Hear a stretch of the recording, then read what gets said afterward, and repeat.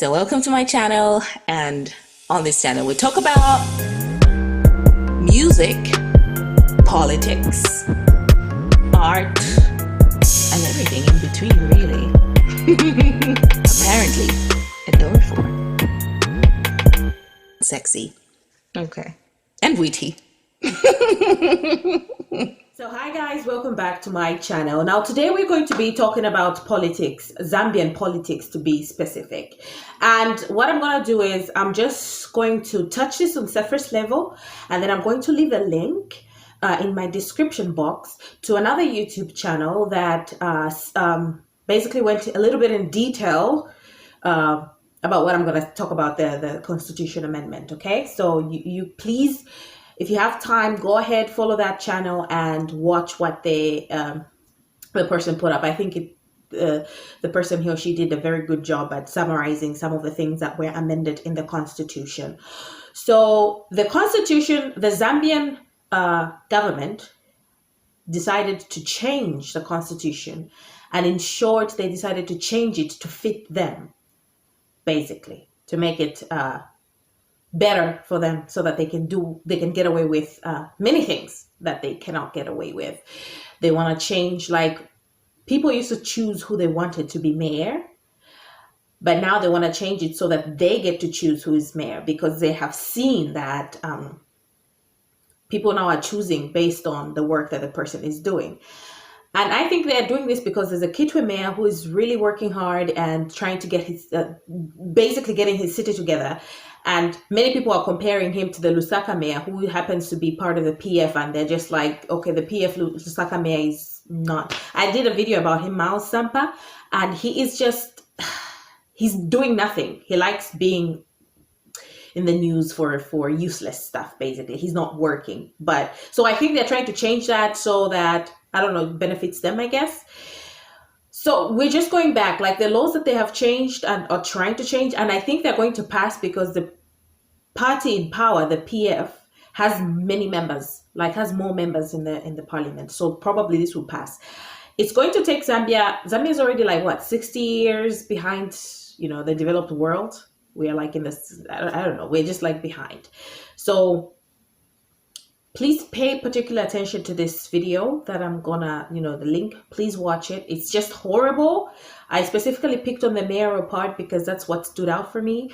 They're taking the voting rights away from the people. Another thing that happened was the Copperbelt University has been closed for a while now.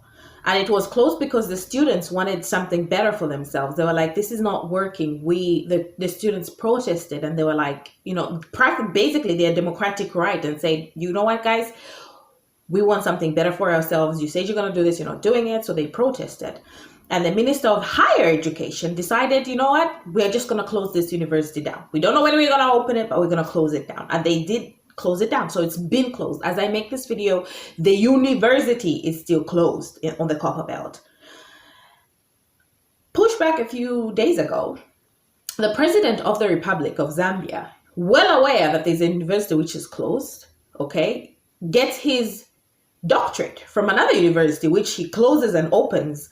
His government closes and opens. Basically, he closes and opens whenever he feels like it. Decided, oh yeah, I'm going to receive this doctorate from this university. And this university, UNZA, the University of Zambia, where a lot of people get an education from, decided to give him a doctorate for good governance. Like, the jokes write themselves. Like, you're giving somebody, thank you so much, you're such a great president, you're so great, we're going to give you a doctorate, but our university is just crap. The bursaries, and like, they're taking everything away from the students. Most students who are unable to afford to go to private universities go to the University of Zambia because the government of the Republic of Zambia provides them with a chance to get an education. But even that is being cut off. Like, it's being cut off. And you know what the president of Zambia does? Like, he actually writes a personalized note saying, oh yeah, oh my God, yes, I appreciate this. In short, I'm summarizing, because education is important. You're like, yeah, education is important, but you just closed the university. Like, you literally closed another university, and the students are not having an education. I I know why most African countries, they do not want to educate their people, because an educated people is a knowledgeable people, and it's easier to govern an ignorant nation. But unfortunately, even the ignorant nation, even the ignorant populace become tired at some point, because they can see what's happening. Their kids cannot go to school. Their kids cannot afford to go to school. They cannot afford to feed their kids anymore because the economy is just going to shits, basically. So, in short, what am I saying? I'm saying Zambia is in shit right now. Like, economic wise, we're in shit. Education wise, it's shit. Health wise, it's just shit. It's very horrible. There has been a yellow card campaign on Twitter and on, formed by online, and also like they're protesting the government online and also in person. Laura Mitty and Pilato. Here's a fun story though about this whole thing. So they've been calling out the negatives and like the bad stuff that has been happening in the government. And so they had to inform the police as per law, to inform them that we have intentions of holding a peaceful protest. And this is the day that we're going to have a protest, okay? So they tell the police that. They're just supposed to inform them, by the way.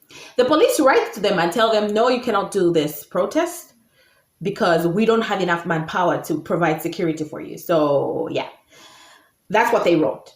But they were supposed to give them an alternative date and say, okay, we cannot afford to give you some men on this day, but on this day we can. But they didn't do that. So Laura Mitty and Pilato decide to go there and tell them, hey guys, you're supposed to give us another date. So what is it? Like,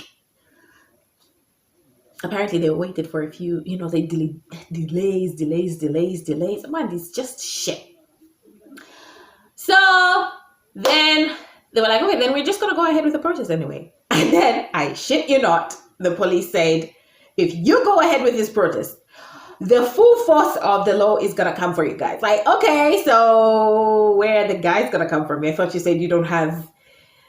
Basically, if you are, condemning the government for the bad things that they're doing in the country, you are considered an enemy, and anything that you do will be shut down. Because no negative publicity. Apparently everything is rosy. The number one bootlicker, the minister of Lusaka, Bowman Lusambo, very much against, he is so happy with what's going on in Zambia right now, because obviously him and his family are eating. He can build big mansions. So he's cool with everything that's going on. A picture circulated. He has said it himself. He has said it, I'm the number one bootlicker. So I did mention a little bit about this when he was on Let the People Talk, and people said, we want to do an audit, a lifestyle audit. And he was totally against it. He doesn't want you to know how much he's getting and where he's getting the other money from. And you know what? In the new constitution, we're not going to be able to, it's not going to be a problem where parties get their money from to finance whatever activities they do. Do you see that? Do you see that? So if it comes from a corrupt person, if it comes from proceeds of crime, it's not a problem at all. I am like, there's so much going on in the country and I cannot make it in this few minute video. But please guys, I'm going to leave a link to the YouTube channel. Take time after you watch this video, just go there and let's just talk about it. What my question is to you, my fellow Zambians out there and in Africa in general, because it's like all our African leaders go to the same school. They do not love us. They do not love their country. They do not care what happens. They do not look at the future. They do not care. They think that their legacy ends between them and just their children. They do not look at their grandchildren or their relatives' children. And I say that to mean they do not care about themselves, basically. They're just like, as long as I eat for the next 10 years, that's okay. And then I'll die. What happens to my children's children and what happens to my relatives' children, what happens to my fellow countrymen and women, I don't care. As long as right now, today, I'm eating, that's all that matters. I think they all go to the same school. They want to hold on to power and suppress their... They don't care, most of them anyway. I don't know about Rwanda. Rwanda has been doing pretty good, according to what I've been reading online. Yes, I think there's a few hiccups here and there. Rwandese, if you're watching this, just tell me what's going on in your country. If you're in your country, like what I'm seeing is positives. I really don't know, but Rwanda seems to be doing pretty good.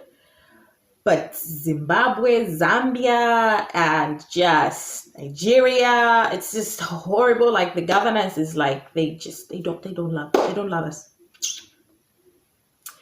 So please watch that video. Tell me what you think. I'm just so frustrated that I cannot even put into words what I really want to say because it's just so frustrating. Because when you look at your country, especially when you're on the outside looking in, and when you know what your country is capable, because Zambia in itself is self-sufficient. If we just had the right leaders who loved us, the President Monawasa kind of leaders, everything will be so great. And the unfortunate part is the people who were in Monawasa's cabinet, most of them are still alive. And none of, like, the current president of Zambia decides to take the corrupt people into his government. So what do you think is going to happen? Corruption, of course, which is like very, very sad.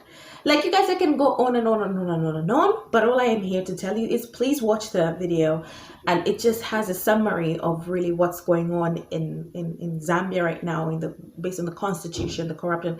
I don't even need to tell you this, especially if you're in Zambia, you already know what's going on. So I'm frustrated. I don't even know what to do. I think as Zambians, it's high time we started protesting our leaders. When they come into our cities, we just boo them or something. Like, we don't even have to get violent. We don't have to, just like boo them, just like boo. Don't even clap for them. Don't even do anything. Just like boo them. Just like boo. Like, no. I think that will give them the idea that we are not happy with what they're doing. Let's take them to task. Let's just not leave it to Pilato and Laura Mitty to be the ones to go. I think we can do much more than just be bootlickers. This is our country, and there is nowhere else to go. And nowadays, everybody, there's no more land. Where are you going to go? Where are you going to get more land from? Like, even South Africa doesn't want you. Like, they want to fix their own problems. They don't want any more people going into South Africa. Even Europe doesn't want you. Like, everybody's trying to fix their own problems, and our government is giving away our land. Our government is giving away our resources to other nations, to benefit other nations. And we're just suffering. And we're just sitting there and taking it. I think we should boo them. Like, at least that's the least we can do. Just like boo them. If you don't want to go there and protest and be scared, when you see a Bowman Lusambo #1 bootlicker, just boo him. Just like boo, It's like, go, we don't want you. And when you see leaders who are doing great things for their city, like the Kitwe mayor, you applaud them and you show them that you support them because they love their people. They're trying to get a betterment for their people. And I do hope this constitution does not pass. Unfortunately, it will, but one can hope. So that's all I had to say, you guys. Thank you so much for watching. And I will make another video and just talk about something lighter. That's why I don't like talking about politics mainly, but I have to because I hate it. Share with your friends. Yes, I did my hair, so as you can say. Share with your friends. Leave a comment. Tell me what you think about what can we do as a nation. Like, share, subscribe. Thank you for watching, and I will see you in my next video where I talk about K-Figure. All right, thanks for watching. Bye.